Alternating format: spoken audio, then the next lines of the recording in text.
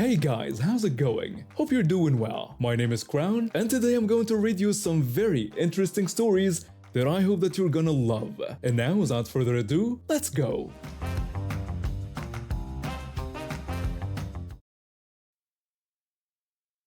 This all started back in 2005 when I was working as a research assistant through a temp agency at an industrial refrigeration company. The pay was decent and I was good at my job, even managed to solve a major issue with an ice maker that was saving the company millions in service calls from one of our biggest clients. My direct supervisor was a senior research technician who'd been with the company for over 30 years. He was approaching 50, had a massive ego, could be funny when he wanted to be. We actually got along pretty well at first. Everything changed after his 50th birthday party at work. The Monday after, he came in bragging about taking a drunk female coworker home and, well, you can guess the rest. Unfortunately for him, another coworker who had a crush on this woman overheard everything. A few days later, Human Resources called me in for a statement. The HR representative asked me to discuss some allegations about my supervisor's conduct after the party. I tried to play it safe and told them I honestly didn't hear much about it. I tried to downplay what I knew because I didn't want to cause trouble. Looking back, that was probably too nice of me. About a month later, I got an unexpected call. The temp agency representative told me my assignment had ended, effective immediately. I wasn't too worried at first. That's pretty normal for temp work. But when I went back to have lunch with some work friends, my former supervisor completely lost it. He started yelling, demanding to know what I was doing there and telling me I needed to leave right away. When I tried to explain I was just having lunch with friends, he got even angrier and shouted that I wasn't welcome there anymore. After I left, my friends did some digging and discovered the truth. The senior tech had gotten me fired as revenge for participating in the HR investigation, even though I'd tried to protect him. He'd waited a month so it wouldn't look like retaliation and made up a bunch of lies about my performance. What this genius forgot was that I had all his dirty secrets stored on my flash drive. Back then, we didn't have cloud storage or servers. We just carried our files between different lab computers. And I had spreadsheets. Lots of spreadsheets. I sent his bosses proof that he'd been faking test data for years. But that wasn't even the worst part. Turned out he'd been running a side business selling test units to his friends at heavily discounted prices.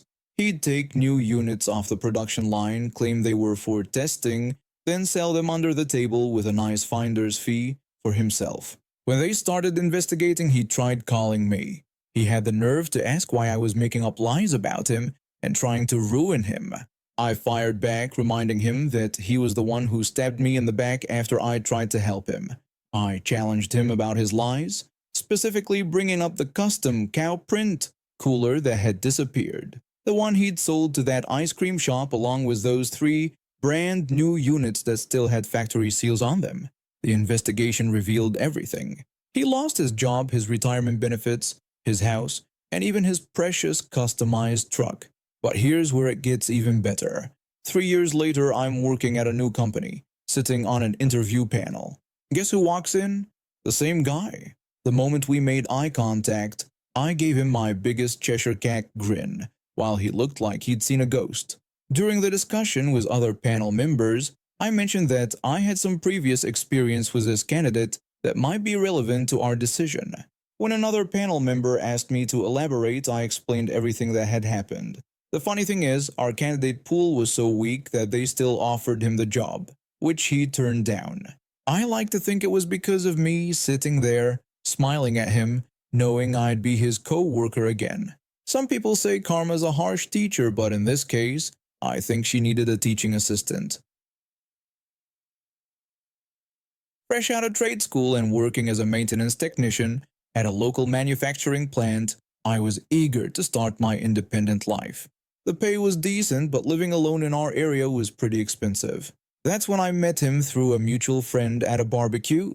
He seemed perfect on paper, steady job as a bartender, similar age, and we both enjoyed having friends over for game nights. We hit it off immediately, sharing stories about our horrible college dorms and agreeing that anything would be better than that. Within a week, we had found a decent 2-bedroom apartment and signed the lease. The first few months were great. We split the bills evenly, kept the common areas clean, and even hosted some awesome parties together. But then things started changing slowly. I began noticing more and more empty bottles around the apartment. At first, I thought they were just left over from our gatherings, but soon I realized they appeared even when we hadn't had anyone over. I asked him if everything was okay, mentioning that I've been noticing a lot of bottles lately. He just brushed it off, saying he'd been having some rough nights at work and that's how it goes in the service industry. I didn't push it. Everyone has their demons, right? Plus, he was still paying his share of the rent and utilities on time, so I figured it wasn't my place to judge. We continued having friends crash on our couch occasionally, and life went on. The apartment took some wear and tear, a few holes in the walls from when some idiots decided to play with toy guns inside, some carpet stains that weren't our fault but definitely didn't help, but nothing major. Then I got transferred to another work site. It was about 45 minutes away from our apartment, but my grandparents lived closer to it. It made sense to stay with them during my work days and only come back to the apartment a few times a week. That's when everything went downhill.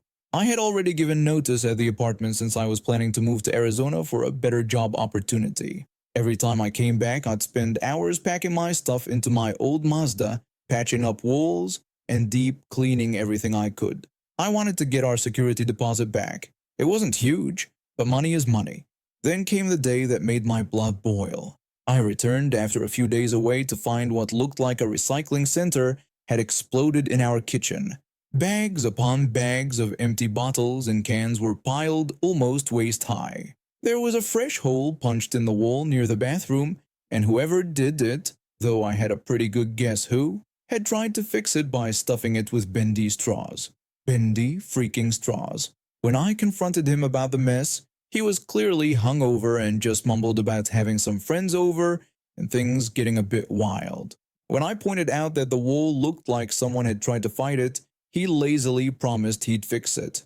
But I knew better than to wait for him to fix anything. I spent the next 2 days cleaning up his mess and properly patching the hole. Before leaving for another work stretch, I sent him a message telling him that I'd fixed the hole and all he needed to do was get color-matching paint and cover the patch. I emphasized that it was just that one thing and reminded him the walkthrough was in 3 days. He texted back saying it wouldn't be a problem and he'd take care of it. Guess what? He didn't. I showed up a couple hours before the walkthrough to find the patch still clearly visible. I had to rush to the hardware store, buy the paint myself, and quickly paint over it. I barely had time to air out the place before the property manager arrived. During the inspection, the property manager commented that while they could smell fresh paint, they couldn't find where it was coming from, complimenting me on doing a really good job with the repairs. I just thanked them and tried to act casual. A week later, I received the security deposit check in my name. Looking at that check, I thought about all the hours I spent cleaning up his messes, fixing his damage, and basically being his maid. I remembered every time he promised to help but didn't, every mess I came home to, and especially those stupid bendy straws. I called my roommate with some bad news. I told him that they had charged us for the carpet cleaning and damages, claiming the stains were too deep to remove. He got really angry, demanding to know how much they took. I simply told him they'd kept all of it. Was it petty? Maybe. But watching him rage about the unfair property management company while I deposited his share of the deposit into my account felt like justice. It wasn't much money, probably just enough to cover what a handyman would have charged for the repairs I did myself. But it was something. I moved to Arizona the following week, blocked his number, and never looked back. I later learned that he got evicted from his next apartment for property damage. Some people never change, but at least I got paid for dealing with his chaos. 20 years ago, my father passed away, leaving behind a small cabin he had built with his own hands. Every inch of that place was filled with his dedication, from the carefully placed stones in the walls to the meticulously tended garden. After his death, I couldn't bring myself to visit. The memories were too raw, too painful. My mother felt the same way, having never been particularly attached to the place even when Dad was alive. Realizing neither of us would be using the cabin for a while, we decided to shut off all utilities. The electricity and phone companies were completely understanding. The water company, however, was a different story. When I called them to shut off the water service, explaining that the owner had passed away, they simply told me that only the account holder could make such a request. I tried explaining that he was deceased and that I had all the necessary documentation, death certificate and property transfer papers, but they just repeated their policy that only the account holder could make changes to the account. This same conversation played out dozens of times over the next few months. We tried everything: emails, faxes, in-person visits, even certified mail with all the legal documents. The monthly fee was barely $2 because we had our own, but it was the principle of the matter. My mother and I asked around and discovered that many people had faced the same issue. Most just stopped paying, letting the company cut off service naturally. Getting lawyers involved would cost more than years of water bills, so we followed suit and closed a connected bank account. Fast forward 20 years. I'm at my family house when I get a call from the same water company. The representative told me they were closing inactive accounts that were 20 years old, but there was an outstanding balance of 11.93. They insisted that the account holder needed to come in person to close it. When I reminded them that the account holder had been dead for 20 years and that I'd sent multiple death certificates, the supervisor simply stated that for accounts older than X years, they needed the account holder to appear in person with a paper copy or they couldn't proceed. Now here's where timing played perfectly into my hands. In my country, burial plots are rented in 3 to 5 year increments. My father's 20-year period had just ended, and my mother had decided to surrender the plot. We had literally just received a box containing his cleaned and prepared remains that week. I decided enough was enough. I put on my gothist outfit, flowing purple silk, dark makeup, and every piece of occult-looking jewelry I owned. I grabbed a Ouija board and the box containing my father's remains and headed to their office. The supervisor was sitting in an open-plan office with their director and several other employees when I walked in. She started to repeat her spiel about the account holder needing to be there in person, but I cut her off by announcing that I had indeed brought him with me so he could tell them himself. I placed the Ouija board and the box of remains on her desk with a loud thunk. The entire office went silent. I began dramatically calling out to the spirits of the beyond, asking my father to give us a sign of his presence. Right on cue, something fell off a nearby desk, making everyone jump. I dramatically moved the Ouija board planchette to yes and announced that the spirits were with us, ready to provide that signature they needed. The director finally snapped out of his shocked state and tried to usher me into his office to resolve the situation. I called him out on their sudden willingness to help after 20 years of demanding a dead man show up in person, telling him that if I had to deal with their absurd requirements, they would have to witness the supernatural consultation required to fulfill them. When I packed up my things, I reminded them that denying legal title claims was grounds for a lawsuit, and I had 20 years of documentation of their company doing exactly that. The director immediately changed his tune, saying they could close the account right away. When he tried to bring up the outstanding balance, I shut him down before he could even finish the sentence. I walked out, leaving behind an office full of slack-jawed employees and one very flustered director. Haven't heard a peep from them since. When I told my mother about it, she just laughed and said it wasn't worth pursuing further. My only regret is not recording their faces when I pulled out that Ouija board. I bought my house 5 years ago after finally landing my dream job as a software developer. It was perfect. A cozy 2-bedroom place with a basement and a nice yard in a quiet suburban neighborhood. The price was surprisingly reasonable, and I later found out why. The neighbors across the street were a complete nightmare. A middle-aged couple who seemed to think they owned the entire neighborhood. From day one, they made life difficult for everyone around them. Their massive SUV was always parked in the most inconsiderate ways possible. Some days it would block half of my driveway, Other days, they'd park it right across someone else's. Whenever anyone complained, the husband would just shrug and tell us they'd move it later, without even looking up from his phone. Whenever anyone raised concerns, the wife would just smugly tell them that if they didn't like it, they could always move somewhere else. That was her standard response to any complaints. But the parking was just the beginning. Their yard looked like something out of a post-apocalyptic movie. Rusty car parts, broken furniture, and random junk scattered everywhere. The grass would grow knee-high before they'd finally mow it, usually after getting a notice from the homeowners association. The worst part was their German Shepherd. Don't get me wrong, I love dogs, but these people would just open their back door and let their dog roam free, despite having a perfectly good fenced backyard. The dog would do its business wherever it pleased, and guess who never cleaned up after it? One day I confronted them about their dog leaving mess in my yard again. The wife just brushed me off, claiming there was no proof it was their dog since there were plenty of other dogs in the neighborhood. When I told her I had literally seen their dog do it that morning, she just shrugged and suggested that maybe I should build a fence if I was so worried about it. This went on for years. I tried talking to them, left polite notes, even contacted the homeowners association, but nothing changed. Then one glorious day, I noticed a moving truck in their driveway. It was like Christmas had come early. But these people couldn't even move out like normal humans. No, they had to drag it out over 2 whole months. They cleared out most of their stuff in the first 3 weeks, but kept coming back for random items they'd left behind.